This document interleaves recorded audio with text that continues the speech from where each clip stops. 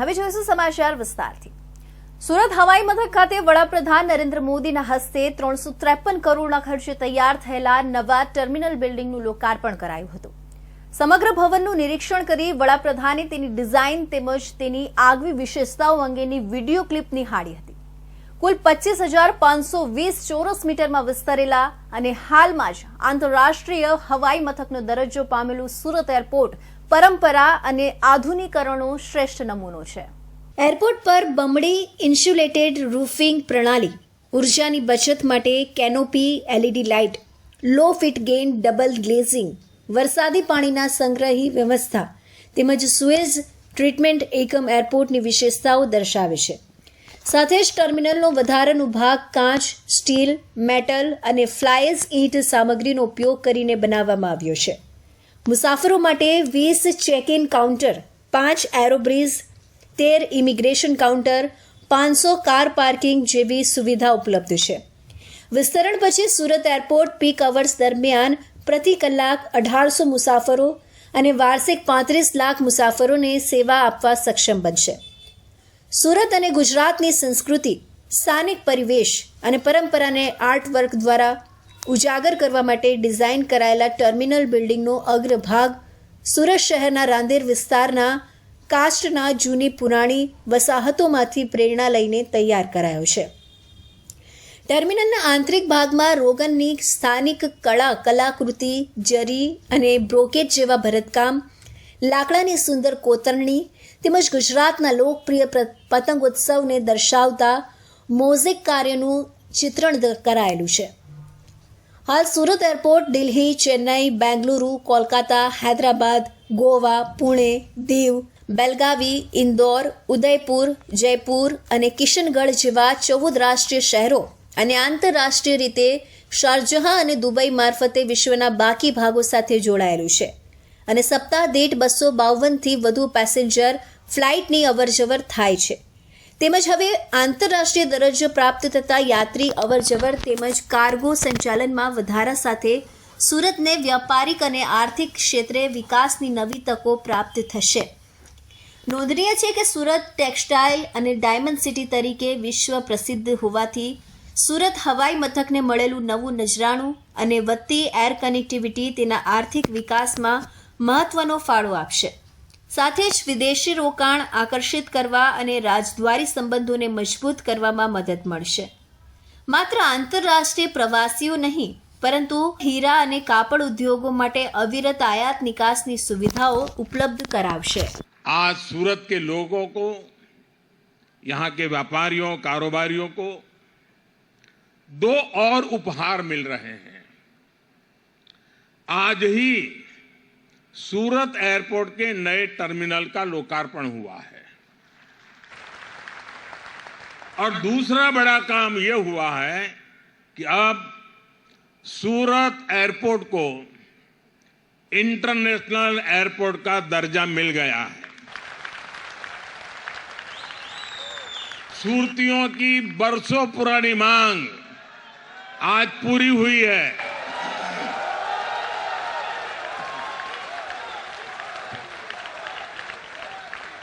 और मुझे याद है जब मैं पहले आता था यहाँ तो सूरत का एयरपोर्ट कभी कभी लगता है बस स्टेशन ज्यादा अच्छा कि एयरपोर्ट अच्छा। बस स्टेशन अच्छा लगता नहीं था, एक झोपड़ी जैसा था। आज कहां से कहां पहुंच गए, ये सूरत का सामर्थ्य दिखाता है। સુરત આવેલા પ્રધાનમંત્રી નરેન્દ્ર મોદીના સ્વાગતની સાથે મિની રોડ શો યોજાયો હતો, જેમાં મોટી સંખ્યામાં રત્ન કલાકારોથી લઈને ભાજપના કાર્યકરો અને પૂર્વ સૈનિકો સુરતના મગદલ્લા સ્થિત સ્વાગત કક્ષ ખાતે પહોંચ્યા હતા। વડાપ્રધાનના કાર્યોને બિરદાવ્યા હતા। મોદીએ કારમાં બેસીને તમામને હાથ હલાવી અભિવાદન ઝીલ્યું હતું। મોદીના રોડ શોને લઈને અલગ અલગ 10 જગ્યાએ સ્વાગત પોઈન્ટ બનાવાયા હતા। સ્વાગત કક્ષામાં મોટી સંખ્યામાં ભાજપના કાર્યકરોની હાજરી પણ જોવા મળી હતી। પ્રધાનમંત્રી નરેન્દ્ર મોદીના શાસન પછી ભારતીય સેનાની તાકાતમાં વધારો થયો છે, જેના કારણે પ્રધાનમંત્રીની લોકપ્રિયતા પણ વધી છે। પ્રધાનમંત્રી દ્વારા દેશ હિત માટે કરવામાં આવેલા કાર્યોના કારણે તેઓની ચાહના પણ વધુ લોકોમાં જોવા મળી છે। પ્રધાનમંત્રી નરેન્દ્ર મોદીના સુરત આગમનને લઈ દેશના પૂર્વ સૈનિકોમાં તેમના સ્વાગત માટેની ઉત્સુકતા જોવા મળી હતી. મગદલના સ્થિત SK નગર નજીક આવેલા સ્વાગત કક્ષ ખાતે પૂર્વ સૈનિકો પ્રધાનમંત્રીના સ્વાગત માટે આવીને બંને હાથ ખોલીને અભિવાદન કર્યું હતું. મોદીના સ્વાગત માટે મોટી સંખ્યામાં મહિલાઓ, રત્ન કલાકારો સહિત નાગરિકો વિવિધ જગ્યાએ हाजिर રહ્યા હતા. सूरत को साहब ने, मोदी साहब ने विश्व फलक पर रखने का बहुत बड़ा प्रयास किया है. यहाँ वर्ल्ड क्लास रेलवे प्लेटफॉर्म बनाने जा रहा है. यहाँ पर मेट्रो ट्रेन की सुविधा का काम चल रहा है. यहाँ पर जो हमारा रिवर फ्रंट है उनका भी काम प्रोसेस में है. सूरत को वैश्विक फलक ऊपर ले जाने के लिए जो महत्वपूर्ण कदम उठाया गया है उसमें से सबसे महत्वपूर्ण कि सूरत को इंटरनेशनल एयरपोर्ट यानी अब सूरत का कनेक्टिविटी विश्व के अनेक देशों, अनेक शहरों से जुड़ी जाएगी. उनके लिए मोदी साहब को कोटि कोटि वंदन है, अभिनंदन है. વડાપ્રધાન નરેન્દ્ર મોદી દ્વારા વિશ્વના સૌથી મોટા હીરાના ટ્રેડિંગ હબ એવા ડાયમંડ બ્રુસનું લોકાર્પણ કર્યું હતું. બાદમાં ડાયમંડ બ્રુસનું બારીકાઈથી વડાપ્રધાન નરેન્દ્ર મોદીએ નિરીક્ષણ કર્યું હતું. વડાપ્રધાન નરેન્દ્ર મોદીએ નિરીક્ષણ કરવાની સાથે સાથે જરૂરી પૂછપરછ પણ કરી હતી. સુરત એરપોર્ટના નવા ટર્મિનલના લોકાર્પણ માટે સુરત નરેન્દ્ર મોદી આવ્યા હતા. ત્યારે એરપોર્ટ પર નવા ટર્મિનલનું ઉદ્ઘાટન કરી મોદીએ એરપોર્ટનું નિરીક્ષણ કર્યું હતું, જેમાં અધિકારીઓએ સુવિધાઓથી મોદીને અવગત કરાવ્યા હતા. બાદમાં 8 કિલોમીટરનો રોડ શો શરૂ કર્યો હતો, જેમાં વડાપ્રધાન નરેન્દ્ર મોદીએ લોકોનું અભિવાદન ઝીલ્યું હતું. મોદીનો કોન્વે ડાયમંડ બ્રુસ પહોંચ્યો હતો. નરેન્દ્ર મોદી ડાયમંડ બ્રુસ પહોંચ્યા હતા અને મોદીએ ડાયમંડ બ્રુસનું લોકાર્પણ કર્યું હતું તેમજ ડાયમંડ બ્રુસને નિહાળ્યું હતું. વડાપ્રધાન નરેન્દ્ર મોદી ડાયમંડ બ્રુસને લોકાર્પિત કર્યા બાદ કાર્યક્રમ સ્થળે પહોંચ્યા હતા, જ્યાં તેમનું હીરા ઉદ્યોગપતિઓ દ્વારા પુષ્પહાર પહેરાવવાની સાથે સાથે તેમને સ્મૃતિ ભેટ અર્પણ કરવામાં આવી હતી. વડાપ્રધાનની સાથે ડાયમંડ બ્રુસના નિરીક્ષણ વખતે હીરા ઉદ્યોગકારો પણ જોડાયા હતા. પીએમ મોદી નિરીક્ષણ દરમિયાન વિવિધ સુવિધાઓ વિશે ઉદ્યોગપતિઓને પૂછપરછ પણ કરી હતી અને સમગ્ર બિલ્ડિંગના નિરીક્ષણ બાદ પ્રધાનમંત્રીએ તમામ કાર્યની પ્રશંસા કરીને સંતોષ વ્યક્ત કર્યો હતો. આ દરમિયાન મોદી પોતાના વક્તવ્યમાં સુરતના ઉદ્યોગપતિઓ દ્વારા કરાયેલા કાર્યની પણ ખૂબ પ્રશંસા કરી હતી. હુરત એટલે હુરત.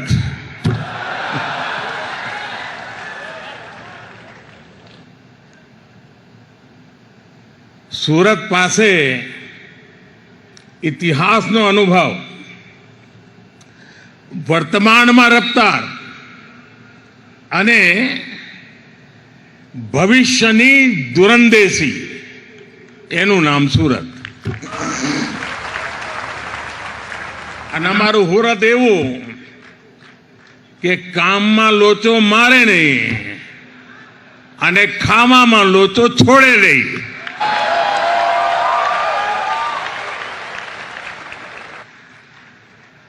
આમ બધી વાતે સુરતીને ગમે તેટલી ઉતાવળ હોય પણ ખાણીપીણીની દુકાને અડધો કલાક લાઈટમાં ઉભા રહેવાની ધીરજ એનામાં હોય. વરસાદ જોધમાર પડ્યો હોય ને ઢીચણ સુધી પાણી હોય પણ ભજીયાની રારીએ જવાડું એટલે જવાડું. શરદ પૂનમે ચંડી પડવો દુનિયા આખી ધામા પર જાય. આ મારો હુડતી ફૂટપાથ પર પરિવાર સાથે ગારી ખાતો હોય. પ્રધાનમંત્રી નરેન્દ્ર મોદીએ સુરતમાં ડાયમંડ બ્રુસનું ઉદ્ઘાટન કર્યું હતું. આ વિશ્વનું સૌથી મોટું ઓફિસ કોમ્પ્લેક્સ છે, જે ડાયમંડ અને જ્વેલરી બિઝનેસ માટે વિશ્વનું સૌથી મોટું અને સૌથી આધુનિક હબ બનશે. જોઈએ આ વિશ્વ પ્રસિદ્ધ હીરા બ્રુસની વિશેષતા. દેશ અને વિદેશમાં ડાયમંડ સિટી તરીકે ઓળખાતા સુરત શહેરમાં વિશ્વનું સૌથી મોટું ઓફિસ કોમ્પ્લેક્સ ડાયમંડ બ્રુસ તૈયાર થઈ ગયું છે, જેનું વડાપ્રધાન મોદીએ ઉદ્ઘાટન કર્યું હતું. શહેરમાં તાજેતરમાં બાંધવામાં આવેલા સુરત ડાયમંડ બ્રુસ કટિંગ, પોલિસર્સ અને વેપારીઓ સહિત 65,000 કરતાં પણ વધારે હીરા વ્યવસાયિકો માટે સૌથી મોટું કેન્દ્ર બન્યું છે. 67 લાખ ચોરસ ફૂટનું બાંધકામ ધરાવતું આ ઓફિસ કોમ્પ્લેક્સ પેન્ટાગોન કરતાં પણ મોટું છે. આ સિવાય 9 ટાવરમાં પથરાયેલું આ કોમ્પ્લેક્સ ગ્રીન કોમ્પ્લેક્સ છે. જે નવીનીકરણ તેમજ ગ્રીન એનર્જીમાં સર્વોચ્ચ એવું પ્લેટિનિયમ ગ્રેડેશન પણ ધરાવે છે. આ સાથે જ વિશ્વની શ્રેષ્ઠ કહી શકાય તેવી તમામ સગવડો અહીં ઉપલબ્ધ કરાવવામાં આવી છે. સુરતનું આ ડાયમંડ બ્રુસ રૂપિયા 3400 કરોડના ખર્ચે તૈયાર કરાયું છે, જેમાં 10,000થી પણ વધુ બાઇક તેમજ 4500 જેટલી કારનું પાર્કિંગ છે. આ ડાયમંડ બ્રુસ ઓફિસ કોમ્પ્લેક્સના દરેક ફ્લોર પર ફાયર સેફટી માટે સેન્સર છે. આ સિવાય તેમાં 128 ડેસ્ટિનેશન કંટ્રોલ લિફ્ટ તેમજ ટાવર વચ્ચે 3 વીઘામાં લેન્ડસ્કેપિંગ છે, જે તમામ પંચતત્વ થીમ પર ડિઝાઇન કરાઈ છે. 25 ફૂટ ઊંચાઈએ સ્કાયડેક વિઝન વ્યુવિંગ ગેલેરી પણ છે, જ્યારે સુરક્ષા માટે એન્ટ્રી ગેટ પર ડિજિટલ ચેકિંગ કરાશે. આ સાથે તેમાં હાઉસિંગ કોલોની પણ છે, જ્યાં રહેવાની ઉત્તમ વ્યવસ્થા છે. કેન્ટીન સહિત ગાર્ડન પણ ઉપલબ્ધ છે. વિવિધ વિશેષતા ધરાવતા સૌથી મોટા આ ઓફિસ બિલ્ડિંગમાં વર્ષે 4 લાખ કરોડના ટર્નઓવર થવાની સંભાવના છે, જેમાં ડાયમંડ ઇમ્પોર્ટ એક્સપોર્ટ જ્વેલરી ઉત્પાદન સહિત પોલિશ ડાયમંડ નિકાસ સાથે લેબગ્રોન ડાયમંડનો સમાવેશ થાય છે.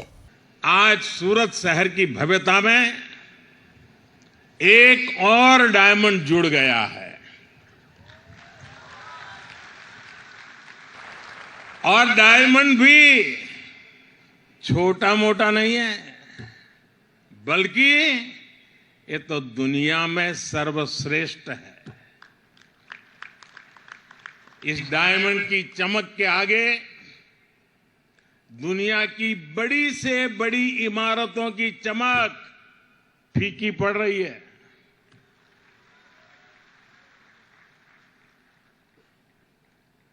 और अभी वल्लभ भाई, लालजी भाई पूरी नम्रता के साथ अपनी बात बता रहे थे और शायद इतने बड़े मिशन की सफलता के पीछे उनकी ये नम्रता, सबको साथ लेने का स्वभाव, इसके लिए जितनी बधाई मैं इस टीम को दूं उतनी कम है. દેશ આત્મનિર્ભરતા તરફ દિવસે ને દિવસે આગળ વધી રહ્યો છે, ત્યારે વીજ ઉત્પાદન ક્ષેત્રે પણ નવી સફળતા કાંકરાપાર અણુ વિદ્યુત મથકને મળી છે. National Power Corporation of India લિમિટેડના ચેરમેન એન્ડ મેનેજિંગ ડાયરેક્ટર દ્વારા કાંકરાપાર અણુ વિદ્યુત મથક ખાતે યુનિટ 4ની ક્રિટિકાલિટી ચેક કરાઈ હતી. કાંકરાપાર અણુ વિદ્યુત મથક ખાતે દેશનું પહેલું 700 મેગાવોટના સ્વદેશી બનાવટનું પરમાણુ રિએક્ટરના યુનિટ 3ના ડિસેમ્બર 2022માં સફળ પરીક્ષણ અને કાર્યરત કર્યા બાદ દેશનું બીજું 700 મેગાવોટનું સ્વદેશી બનાવટનું કાંકરાપાર ખાતે જ યુનિટ 4નું National Power Corporation of India લિમિટેડના ચેરમેન એન્ડ મેનેજિંગ ડાયરેક્ટર સહિતના વૈજ્ઞાનિકો અને ઇન્જિનિયરો દ્વારા ક્રિટિકાલિટી ચેક કરાઈ હતી. સામાન્ય રીતે ક્રિટિકાલિટી દરમિયાન પરમાણુ રિએક્ટરને શરૂ કરી અણુ વિભાજનની પ્રક્રિયા કરાતી હોય છે. બાદ આ પ્રક્રિયામાં સફળતા મળ્યા બાદ સામાન્ય રીતે થોડા મહિનાઓ બાદ પાવર જનરેશનની પ્રક્રિયા હાથ ધરાતી હોય છે, જે અંગેની વિગતવાર માહિતી આપવાને માટે National Power Corporation of India લિમિટેડના chairman and managing director BC Pathak ઉપસ્થિત રહીને પત્રકારોને આ અંગે અવગત કર્યા હતા. काकरापार की यूनिट नंबर 4 जो second in 700 megawatt nuclear power plant की सीरीज में है, हमने क्रांतिकता प्राप्त की है. क्रांतिकता का मतलब रिएक्टर ने काम करना शुरू कर दिया है. जो हमने टेक्नोलॉजी डेवलप की थी वो काम करना शुरू किया है और अब इसके बाद अगले 45 से 50 दिन तक लो पावर फिजिक्स एक्सपेरिमेंट चलेंगे, जिसके बेसिस पे हम लोग बहुत सारे डेटा कलेक्ट करेंगे. उन डेटा को हमारे डिजाइनर रिव्यू करेंगे. उसके बाद वो डेटा हम रेगुलेटरी अथॉरिटी को देंगे. उनके रिव्यू और क्लियरेंस के बाद अगली स्टेज होगी, जिसमें हम रिएक्टर को ग्रिड से कनेक्ट करेंगे. 3 महीने में 3.5 से 3.5 महीने में हम रिएक्टर फुल पावर लाने की कोशिश करेंगे. કાંકરાપાર એટોમિક પાવર મથક ખાતે પહેલા 3 યુનિટો કાર્યરત છે, જેમાં વિદ્યુત ઉત્પાદન અવિરત રીતે ચાલુ છે અને દેશના મહત્વના કહી શકે એવા આ પ્રકલ્પમાં એક નવું સોપાન ઉમેરાયું છે, જેનું કામ છેલ્લા લાંબા સમયથી ચાલતું હતું, જે પૂર્ણ થતાં હવે જરૂરી ટેકનિકલ સર્વે બાદ આવનારા 3 મહિનામાં આ ચોથા યુનિટમાં વિદ્યુત ઉત્પાદન શરૂ થઈ જશે. એકતાનગર ખાતે સ્ટેચ્યુ ઓફ યુનિટી પરિસરમાં ગુજરાત પ્રવાસન નિગમ અને adventure tour operators association of ઇન્ડિયાના સંયુક્ત ઉપક્રમે ચાલી રહેલી 15મી વાર્ષિક સભામાં પ્રવાસન, વન અને પર્યાવરણ મંત્રી મુળુભાઈ બેરાની પ્રેરક ઉપસ્થિતિમાં રાજ્યના પ્રવાસન ક્ષેત્રોના વિકાસ અને આનંદ પ્રમોદમાં વૃદ્ધિ માટેના 5 મળીને કુલ 10 સમજૂતી કરારો કરવામાં આવ્યા હતા. કુલ 770 કરોડના MOU કરવામાં આવ્યા છે. પ્રવાસન ક્ષેત્રના વિકાસથી દેશના અર્થતંત્રને મજબૂતી તથા રોજગારી સર્જનના ઉદ્દેશ્ય સાથે નર્મદા જિલ્લામાં ઇન્વેસ્ટ ઇન્ફ્રાસ્ટ્રક્ચર પર ₹145 કરોડના ખર્ચે 4 star resort, conference area, convention area જેવા નવા આયામોના નિર્માણ થકી 450થી વધુ સ્થાનિક આદિવાસી બાંધવો માટે રોજગારીની નવી તકો ઊભી થશે. ગાંધીનગર ખાતે ₹400 કરોડના ખર્ચે વિશ્વ કક્ષાની મનોરંજક ઝોન અને કલ્ચર થીમ પાર્કના નિર્માણ થકી 1100 લોકોને રોજગારી પ્રાપ્ત થશે. વધુમાં ફિલ્મોની શૂટિંગ માટે ગીર સોમનાથ પ્રવાસન ધામ ખાતે ₹100 કરોડનું રોકાણ કરવામાં આવશે, જેથી 2000થી વધુ લોકો માટે રોજગારીના નવા દ્વાર ખુલશે. સાથોસાથ કચ્છના પર્યટન સ્થળોએ ફિલ્મની શૂટિંગ માટે 125 કરોડનું રોકાણ કરીને 500 જેટલા નાગરિકોને રોજગારી ઉપલબ્ધ થશે. અત્રે ઉલ્લેખનીય છે કે ગુજરાતને સાહસિક ટુરિઝમ તરીકે વિકસાવવા માટે અધિવેશન દરમિયાન MOU કરાયા હતા, જેમાં એડવેન્ચર ટૂર ઓપરેટર્સ ઓફ ઇન્ડિયાએ પ્રવાસનના નવા પ્રકલ્પોના નિર્માણ, holiday moods adventure private limited દ્વારા પ્રવાસન તરફ લોકોને આકર્ષવા માટે ટ્રાવેલ ક્રોનિકલ્સ તથા તાલીમ પ્રવૃત્તિઓના આયોજન, ટ્રાન્સકેન્ટ એડવેન્ચર પ્રાઇવેટ લિમિટેડ દ્વારા પણ પર્યાવરણ હિતૈષી સાહસિક પ્રવાસનને સમર્થન આપી ટ્રેકિંગને પ્રોત્સાહન આપવામાં આવશે. નીડ્સ એન્ટરપ્રાઇઝ પ્રાઇવેટ લિમિટેડ દ્વારા એડવેન્ચર્સ ટુરિઝમને પ્રસ્થાપિત કરવા માટે ડેસ્ટિનેશન પ્રોગ્રામ થકી કૌશલ્ય અને સર્કિટ ઊભા કરાશે. તેમજ ઇનમે લર્નિંગ પ્રાઇવેટ લિમિટેડ દ્વારા રાજ્યના યુવાનો માટે આઉટડોર શિક્ષણ પ્રણાલીને વધુ સુદૃઢ બનાવવા માટે વિવિધ ઝુંબેશ ચલાવવા અંગેનો MOU કરાયા હતા. અહીંયા ગુજરાત ટુરિઝમ અને એસોસિએશન બે આયોજિત જે કાર્યક્રમ છે એમાં ઘણા બધા રાજ્યોમાંથી અહીંયા અલગ અલગ પ્રકારના જે પ્રતિનિધિઓ છે એડવેન્ચર ટુરિઝમ માટેના અહીંયા ઘણા બધા પ્રતિનિધિઓ પણ આવેલા છે ને આજે અરુણાચલના મુખ્યમંત્રી શ્રી પણ આવેલા હતા. ભારત સરકારના જે ટુરિઝમ વિભાગ છે એના રિજિયોનલ ડાયરેક્ટરથી લઈ અને ગુજરાત ટુરિઝમના સેક્રેટરી, MD અને આ એસોસિએશનના બધા હોદ્દેદારો એ આ ખૂબ સરસ એડવેન્ચર ટુરિઝમ માટેની જે આ કોન્ક્લેવ છે એ ખૂબ સરસ રીતે આયોજન કર્યું છે.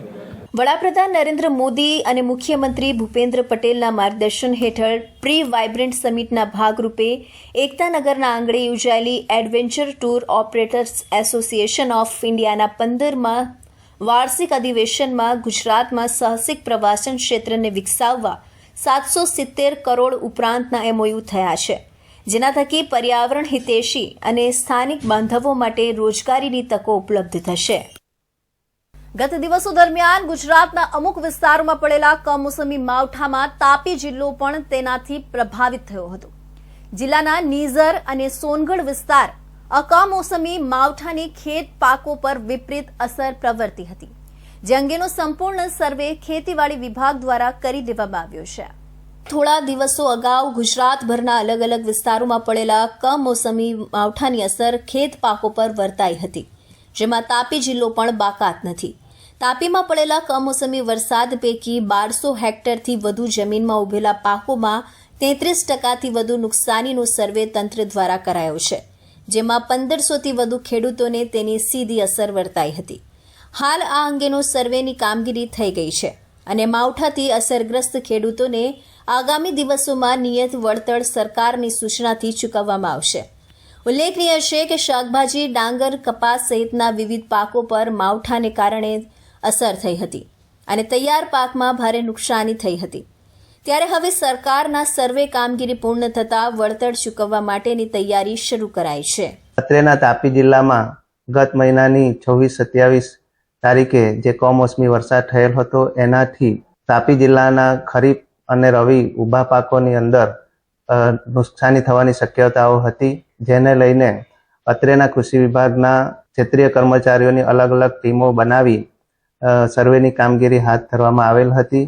અત્રેના તાપી જિલ્લામાં મુખ્યત્વે ખરીફ ડાંગર, કપાસ, ઘઉં, ચણા વગેરે પાકોમાં નુકસાની જોવા મળેલ હતી. સરકારશ્રીના SDRFના નોર્મ્સ પ્રમાણે ચૂકવવાપાત્ર જે સહાય થાય છે અને એના જે ધારાધોરણો છે કે 33% કે એના કરતાં વધારે નુકસાની થયા હોય તેવા કિસ્સામાં સહાય ચૂકવવાની જોગવાઈ છે એ મુજબ સર્વેની કામગીરી હાથ ધરવામાં આવેલ હતી. એક તરફ માવઠાના સર્વેની કામગીરી પૂર્ણ થઈ ગઈ હોવાની માહિતી સાંપડી રહી છે, તો બીજી બાજુ હજુ વળતર ચૂકવાયું નહીં હોય.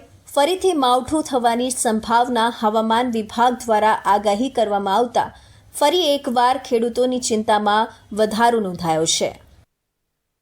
વલસાડમાં ખાડીમાંથી મળેલા અજાણ્યા યુવકના મુદ્દે મામલે ચોંકાવનારો ખુલાસો થયો છે. મૃતક અરવિંદ રાઠવા એસટી વિભાગમાં ડ્રાઈવર તરીકે ફરજ બજાવતો હતો. પોલીસે ડ્રાઈવર અરવિંદ રાઠવાની હત્યાના ગુનામાં મુખ્ય આરોપીની ધરપકડ કરી સળિયા પાછળ ધકેલી દીધો છે. જોકે હત્યાનું કારણ જે જાણવા મળ્યું છે તે જાણીને ખુદ પોલીસ પણ ચોંકી ગઈ હતી. ત્યારે કોણ છે હત્યાના આરોપી અને કેમ કરવામાં આવી હતી એક ડ્રાઈવરની હત્યા, જોઈએ આ અહેવાલમાં. વલસાડ જિલ્લાના પારડી નજીક પલસાણા ગામની ખાડીમાંથી એક અજાણ્યા યુવકનો મૃતદેહ મળી આવ્યો હતો. કોહવાયેલી હાલતમાં ખાડીમાંથી મૃતદેહ મળતા ચકચાર મચી ગઈ હતી. બનાવની જાણ થતાં જ પોલીસના ઉચ્ચ અધિકારીઓની ટીમ સ્થળ પર પહોંચી હતી અને તપાસ શરૂ કરી હતી. પોલીસની પ્રાથમિક તપાસમાં મૃતક વાપીના કબ્રસ્તાન રોડ પર રહેતો અને ડ્રાઈવર તરીકે નોકરી કરતો અરવિંદ રાઠવા હોવાનું બહાર આવ્યું હતું. આમ ડ્રાઈવર અરવિંદ રાઠવાની કોઈ અજાણ્યા શખ્સોએ હત્યા કરી અને મૃતદેહને ખાડીમાં ફેંકી દેવામાં આવ્યો હતો. આથી પોલીસે આ મામલે તપાસ હાથ ધરી હતી અને ગણતરીના સમયમાં જ પોલીસને સફળતા મળી હતી. મૃતક અરવિંદ રાઠવાની હત્યાના ગુનામાં પોલીસે રાજુ ઠાકુર નામના એક આરોપીની ધરપકડ કરી હતી, જે મૃતક અરવિંદ રાઠવાનો પાડોશી જ હતો. સાથે જ આ મામલામાં એક સહ આરોપી નિઝાર મોહમ્મદ પંજવાણીનું નામ પણ ખુલ્યું હતું, જેથી પોલીસે તેની પણ ધરપકડ કરી છે. તેમના પરિવારના સભ્યોએ વાપી ટાઉન પોલીસ સ્ટેશનમાં અરવિંદભાઈ ગુમ થવા બાબતે જાણવાજોગ ફરિયાદ આપેલી હતી.